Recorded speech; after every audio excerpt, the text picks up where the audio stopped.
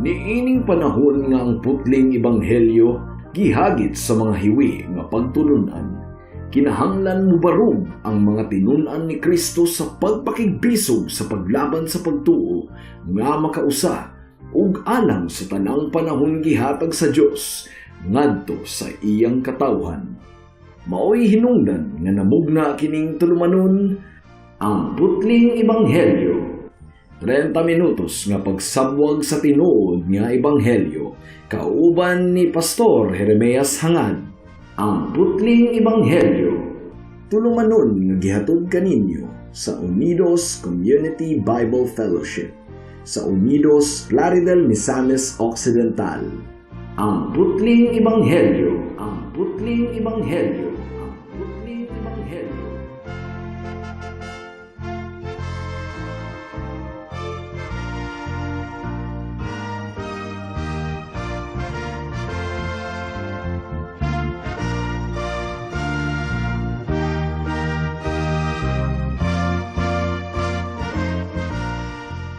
Mayong hapon, Unidos, Plaridel, Calamba, Baliangaw, sa Pangdalaga, Rizal, lupisay na og kutob sa tanang gidala sa Ginoo sa pagpaminaw niining atong programa nga giuluhan og ang putling ebanghelyo.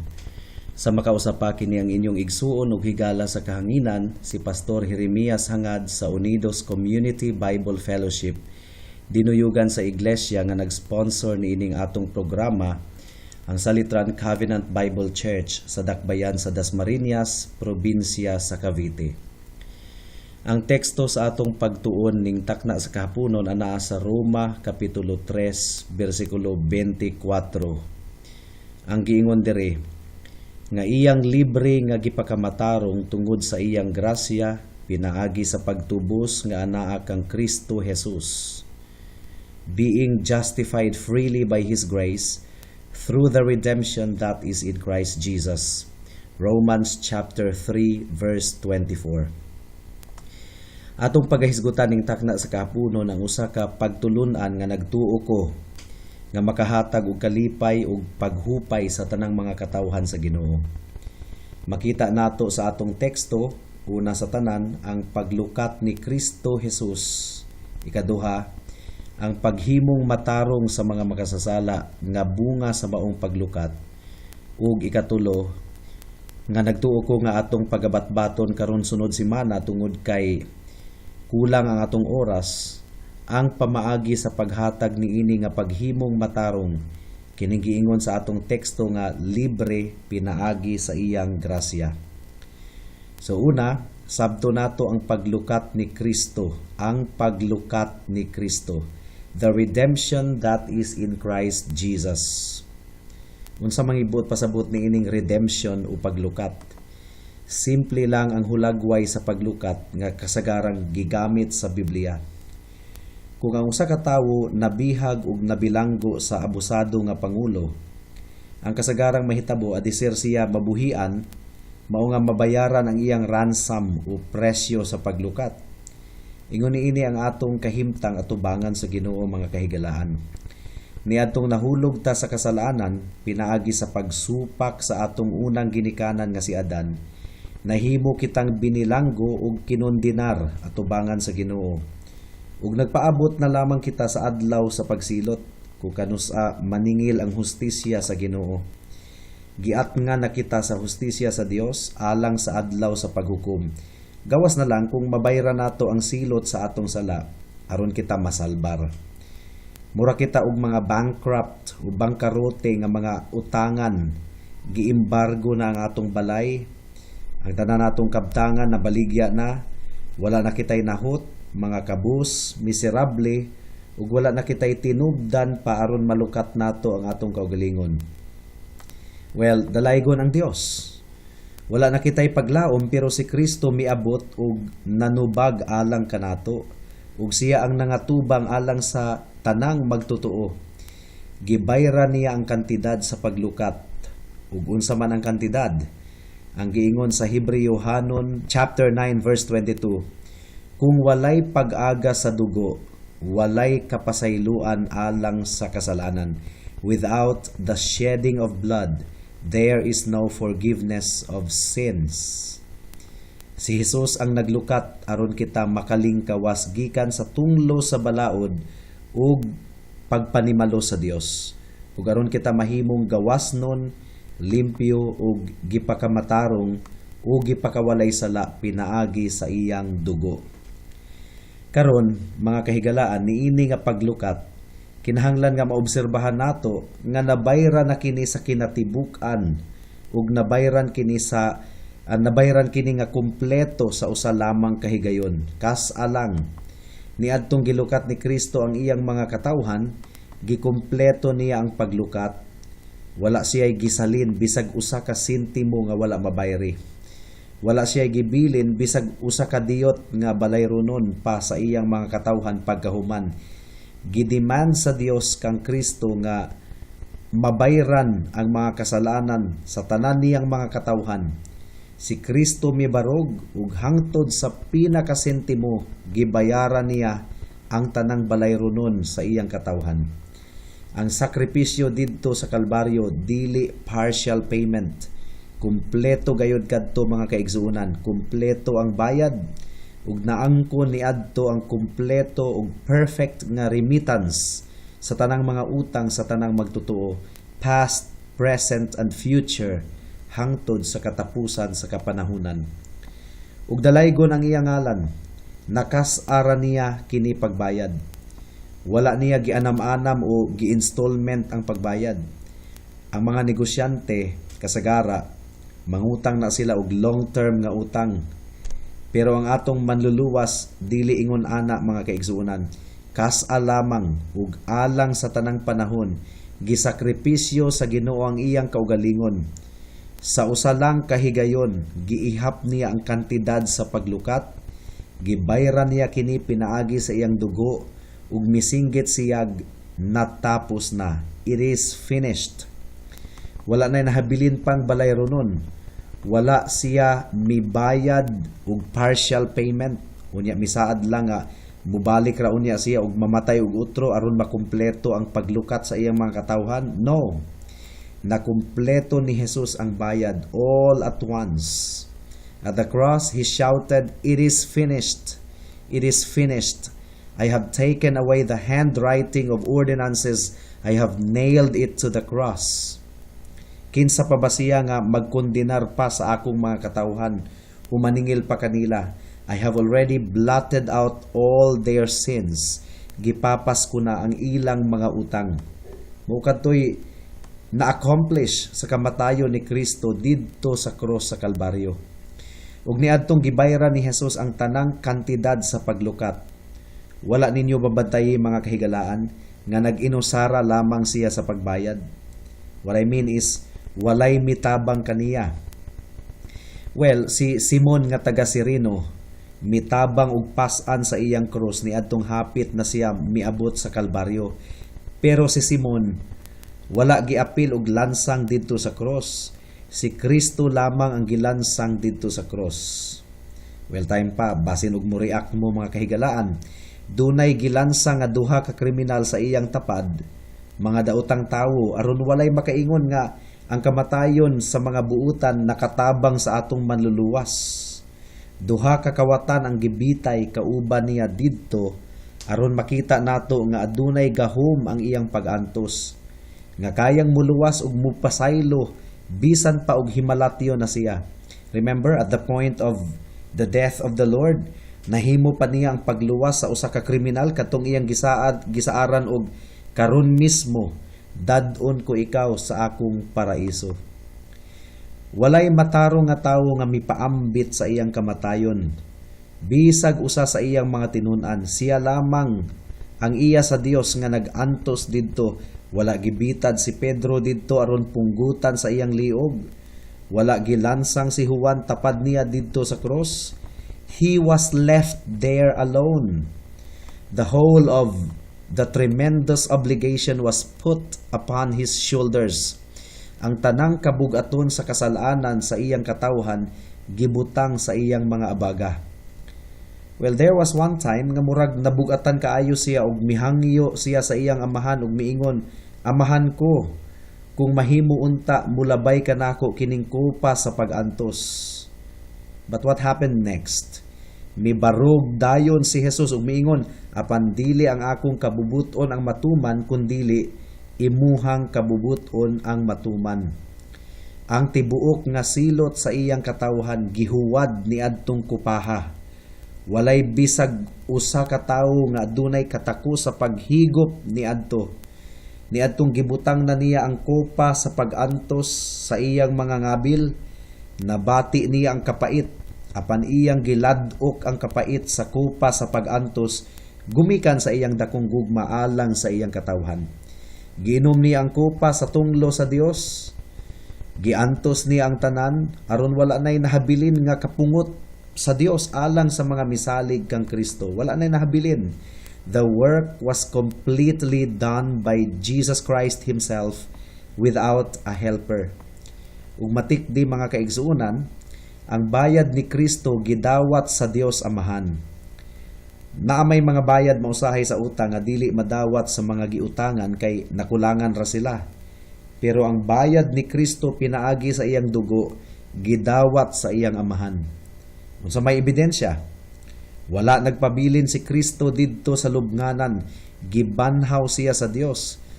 Kung wala pa gidawat sa Dios ang iyang sakripisyo, nagpabilin paunta siya sa lubnganan. Apan ang iyang pagkabanhaw mao ang pruweba nga gidawat sa Dios ang iyang paglukat sa iyang katawhan.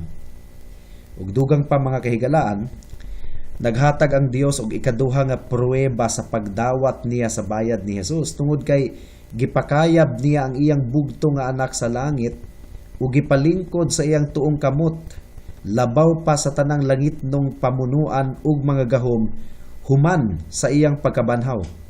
Ang giingon sa Filipos kapitulo 2 bersikulo 5 hangtod sa 11, ang giingon dire, angay ninyong batunan ang hunahuna nga gibatunan ni Kristo Jesus nga mao kini. Bisan siya Dios, wala siya mamugos nga magpabiling tupong sa Dios. Hinuon, sa iyang kaugalingong kabubuton, gibiyaan niya kining iyang katungod ug nahimong usa ka ulipon. Natawo siya sama sa kasagarang tawo, nagpaubos siya ug nagmasinugtanon hangtod sa kamatayon, bisan sa iyang kamatayon sa krus. Tungod niini, gituboy siya sa Dios ngadto sa kinatas ang dapit sa kalangitan, o gihatagan siya ngalan nga labaw sa tanang ngalan. Busa mangluhod ang tanang binuhat nga atua sa langit, sa ibabaw sa yuta ug sa ilalom sa yuta, sa pagpasidungog sa ngalan ni Jesus. Ug ang tanan magsangyaw nga si Hesu Kristo mao ang Ginoo alang sa himaya sa Dios Amahan. Mo kini giingon sa Filipos kapitulo 2 bersikulo 5 hangtod sa 11. Ma-imagine ba ninyo mga kaigsunan kung unsa kakusog ang mga pakpak sa mga anghel ni adtong mibalik na si Jesus sa iyang kahimayaan sa langit? Ma-imagine ba ninyo si Abraham, Isaac ug Jacob ug tanang mga niluwas didto sa langit nga mitagbo sa atong manluluwas gikan sa iyang kadaugan batok sa kamatayon? Dugay ra silang nangandoy nga ilang makita si Jesus, pero karon nawong sa nawong nasud-ong na nila ang Dios nga nagmadaugon batok sa kamatayon ug sa impyerno. Ma-imagine ako mga kaigsunan ang masigabong palakpakan didto sa langit sa pagdayeg kang Kristo nga nagmalampuson sa iyang misyon sa paglukat sa iyang mga katawhan pinaagi sa iyang kamatayon didto sa cross. Pero wala unta siya nagmalampuson kung wala pa niya mabayri sa kinatibuk-an ang tanang tulubagon sa iyang mga katawhan.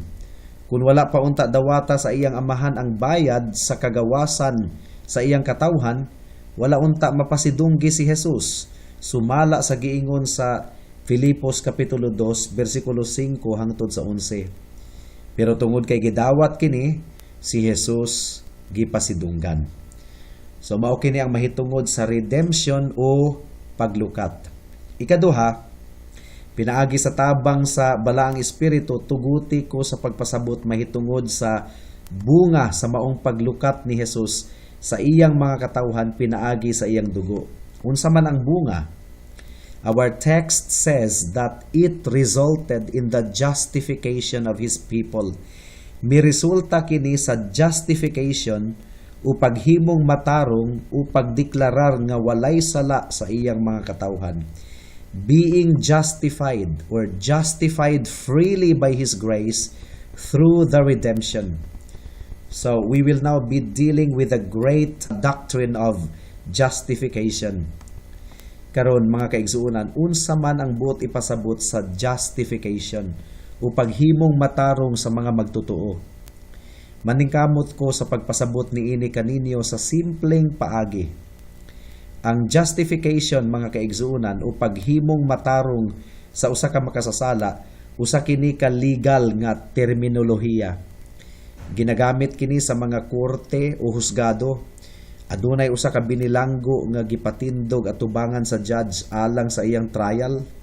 Adunay usa lamang ka pamaagi aron madeklarar nga inosente o walay sala ang usa ka binilanggo kung mapamatud-an gayod nga siya dili guilty. Kung adunay pruweba nga dili siya guilty, ideklarar na dayon sa judge nga siya inosente o walay sala. Apan kung mapamatud-an nga kanang tawhana guilty, dili pwedeng ideklarar siya sa judge nga inosente o walay sala. Well, pag-abot sa panahon, pwede siyang mahatagan og pardon sama sa gihatag ni Gloria Arroyo kay Erap Estrada. Pero magpabilin gihapon ang kamatuoran nga once upon a time, he was guilty of his crime. He is as much a real criminal when he is pardoned as before. Wala na gayoy laing pamaagi diri sa kalibutan mga kahigalaan nga ang usa ka tawo ipakawalay sala sa akusasyon batok kaniya. Gawas lamang kung siya mapamatud-an nga dili guilty. Karon mga kaigsuunan, kahibulungan sa tanang kahibulungan nga kita napamatud-an nga guilty sa korte sa langit, pero himo kitang matarong. We are justified. We are pronounced as righteous. Ang tanang ebidensya sa atong kaso at tubangan sa Dios lig-on kaayo batok kanato. Ug napamatud-an nga kita guilty, pero bisan pa ni ana gideklarar kitang matarong at tubangan sa Dios. Mabuhat ba kini sa bisan asang husgado diri sa yuta? Dili gayod. Madaot ang Korte Suprema kung ipakawalay sala ang nakasala. Samot na sa tubangan sa Ginoo, pero adunay misalo sa tanang silot didto sa cross, si Hesukristo nga bugtong nga anak sa Dios. And my dear friends, we are all guilty. Romans chapter 3 verse 23 says, kay ang tanan nakasala ug nakabsan sa himaya sa Dios. The court of heaven declares that we are guilty, and yet we are immediately afterwards in verse 24 said to be justified freely by His grace. Karon tuguti ako sa pagpasabot kaninyo sa pamaagi sa Dios sa pagdeklarar nga matarong sa usa ka makasasala. Unsa man ang pamaagi sa Dios? Usa ka imposibleng kaso ang akong ipakita kaninyo. Usa ka binilanggo ang gihukman sa kamatayon. Guilty siya. Dili pwedeng ideklarar siya nga inosente tungod kay guilty man siya, pero karon pananglitan kung mahitabo kining maong butanga nga adunay willing nga muangkon sa sala ni anang tawhana, and by some mysterious process nahimo siyang carbon copy ni anang tawhana. Siya ang matarong nga tawo, gisulob niya ang hulagway sa kriminal, ug ang kriminal nga tinuod maoy misulob sa hulagway sa matarong. So adunay pagbansili sa ilang hulagway. Of course, we cannot do that in our courts. Kung mo presentar ako sa akong kaugalingon sa usa ka judge ug muuyon siya nga ako ang magpapriso og usa ka tuig, imbis nga ang daotang kriminal nga nasentensyahan gahapon, pwedeng ang kuno nako ang silot pero dili ang iyang guilt o salaod. Karon mga kahigalaan, ang imposibleng mahitabo diri sa yuta mao mismo ang gibuhat ni Kristo sa iyang pagtubos sa mga makasasala pinaagi sa iyang kamatayon. Mipresentar si Jesus at tubangan sa Dios Amahan nga miingon, "Ani ako nagbarog sa imong atubangan o amahan ko. Ako ang makasasala. Akong gihatag ang akong kaugalingon ingon nga representante alang sa akong mga katawhan. Ako ang siluti. Isipa ako ingon nga makasasala." Ug unsa man ang tubag sa Dios Amahan? Well, ang iyang tubag susaman ini, ako kang pagahukman. Kinahanglan ka na akong silutan ko gayud ikaw.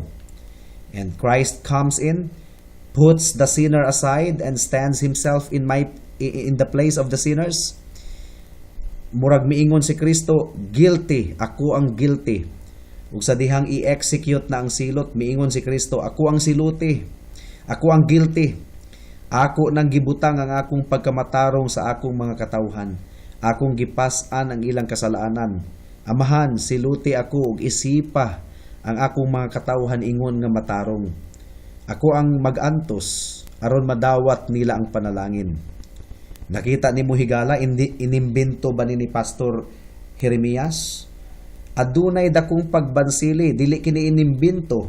Mao kini ang giingon sa 2 Corinthians chapter 5 verse 21. Ang giingon diri, walay sala si Kristo apan gipaka makasasala siya sa Dios aron kita sa atong pagkahiusa kaniya makabaton sa pagkamatarong sa Dios.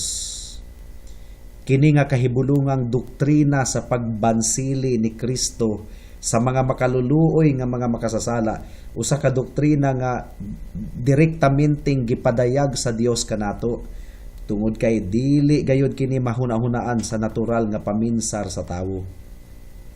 Mga kahigalaan, atong klaruhon pag-usab kay basin og masipya ta niini sa pagsabot. Ang pamaagi sa pagluwas sa Ginoo sa usa ka makasasala dili susama sa giingon sa uban nga gipalabay ra sa Ginoo ang pagsilot. No. Ang silot gibayaran gayud. Pero lahi ang nagbayad. Si Kristo ang nagbayad. The rebel must die. God says that he must die. Apan miingon si Kristo, ako ang mupuli sa mga makasasala. Ang makasasala ang mupuli kanako, magbansili mi og papel. Miuyon ang Dios niini. Walay husgado diri sa yuta ang makauyo ni ana nga pagbansili, pero ang Dios sa langit adunay katungod sa pagbuhat sa iyang gusto. Sa iyang walay katapusan nga kaluoy mga kahigalaan, miuyon siya niini nga arrangement. Murag miingon ang Dios Amahan nga, anak nga akong gihigugma, kinahanglan nga mubarog ka puli sa mga makasasala. Kinahanglan nga mag-antos ikaw sa pag-antos nga angayan unta nga antuson nila. Kinahanglan nga pagaisipon ka nga makasasala imbis nga sila. Ug dayon ako silang pagaisipon nga matarong. Ako silang tan-awon nga murag sila mao ang akong bugto nga anak, puno sa grasya ug kamatuoran. Ug sila ang hatagan ko og korona sa langit. Ug ako silang isulod sa akong dughan hangtod sa kahangturan. Mga kaigsuonan, mao kini ang pamaagi sa atong kaluwasan, being justified freely by His grace through the redemption which is in Christ Jesus. Ug karon tuguti ko sa pagpasabot pagayod sa dugang sa pipila ka mga characteristics o kinaiyahan niini nga justification o pagdeklarar nga matarong. Sa oras mismo nga naghinulsol ang makasasala, gipakawalay sala o gideklarar siya nga matarong. Hinumdumi kini nga siya gipakawalay sala gikan sa tanan niyang mga kasalanan, past, present, and future sins. Here stands a man all guilty. The moment nga mutuo siya kang Kristo, madawat niya dayon ang kapasayloan ug dili na siya ang manag-iya sa iyang kasalanan. Gitambog na kining tanan sa kinailaluman sa dagat. Gibutang na kadtong tanan sa mga abaga ni Kristo ug nahanaw na silang tanan. That man stands guiltless in the sight of God now. He is now accepted in the beloved. Ug mangutana ka, unsa? Literal ba na? Pag-sure ba? Yes, sure gayud kaayo mga kaigsunan. That is the doctrine of justification by faith. Dili na isipon ang tawo nga makasasala at tubangan sa Ginoo. The moment that he believes in Christ, his guilt is all taken away. Pero mo forward pagayod kita mga kaigsunan, the moment nga ang usa ka tawo musalig kang Kristo, maundang dayon ang guilty nga pagtagad sa Dios kaniya. Pero unsa pa? mahimong balaan na ang pagtagad sa Ginoo kaniya. Ganinang buntag pananglitan sa wala pa siya maghinulsol og mutuo kang Hesus, ang kapungot sa Ginoo anaa pa kaniya, pero karong hapuna kun siya maghinulsol og musalig kang Hesus ingon nga bugtong Dios ug manluluwas, automatic ang kapungot sa Ginoo mapulihan og pahiyom. Mao kanay mahitabo kanimo higala kung karong taknaa ikaw maghinulsol og musalig kang Hesus ingon nga bugtong Dios ug manluluwas, automatic ang imong guilty status mapulihan og innocent status. Dili ka ba ganahan niini higala? Can you believe such a doctrine as that? Well, doktrina kini sa balaang espiritu. Doktrina nga naghatag kanato og paglaom alang sa kaluwasan. Busa higala, kun mabuhat lang unta nako ang tanan aron maabrihan ang imong panabot mahitungod niini nga maayong balita, that any sinner who repents and believe in Jesus will be declared righteous before God. Well, my dear friends, I believe that I have already preached this topic a few months ago, but I just feel the necessity to deal with this topic again this afternoon, and I believe that this is the Holy Spirit's leading. There is only one good news to proclaim, and we will not grow weary in proclaiming this good news, that a repentant sinner is justified freely by His grace through the redemption that is in Christ Jesus. Mga maunga unsa pa may imong gipaabot higala, undangi na ang pagsalig sa imong kaugalingon alang sa imong kaluwasan. Wala nay bugtong nga pamaagi aron ikaw ipakawalay sala at tubangan sa Ginoo. You must put your trust in Jesus Christ, the perfect and the only substitute for sinners like you and me. Salig kang Kristo karon, kay basin og ugma ulahin na ang tanan. Well, hangtod din hilang kita taman sa atong pagtuon karong takna tungod kay wala na kitay oras pa. Sa makausap pa, giimbitar ko kamo sa pagtambong sa atong panimbahon ugmang adlaw, adlawng Domingo, adlaw nga igpapahulay, alas 2 sa hapon sa panimalay ni Winstro hangad sa Unidos. Daghang salamat. Kay bisan kinsa nga nahiusa kang Kristo, bag-o na siyang binuhat. Ang daan miagi na, ug ang bag-o miabot na. Gibuhat sa Dios kining tanan, ug siya usab ang nagpasiguli kanato ngadto kaniya pinaagi kang Kristo. Ug gihatagan kita niya sa buluhaton sa pagpasiguli sa uban ngadto kaniya. Maoy among mensahe nga ang Dios pinaagi kang Kristo, nagpasiguli sa tanang tao ngadto sa iyang kaugalingon. Ang Dios wala na mag-isip sa ilang mga sala, ug gihatagan kami niya sa mensahe unsaon niya pagpasiguli kanila ngadto kaniya. Busa, ania kami gipadala ni Kristo, ug sama ra nga ang Dios gayod ang nangalyupo kaninyo pinaagi kanamo. Sa ngalan ni Kristo, naghangyo kami kaninyo nga makig-uli kamo sa Dios. Walay sala si Kristo, apan gipakamakasasala siya sa Dios, aron kita sa atong pagkahiusa kaniya makabaton sa pagkamatarong sa Dios. Alang sa dugang nga mga pangutana, mahimong mo text kang Pastor Jeremias hangad sa 0935 744 3030.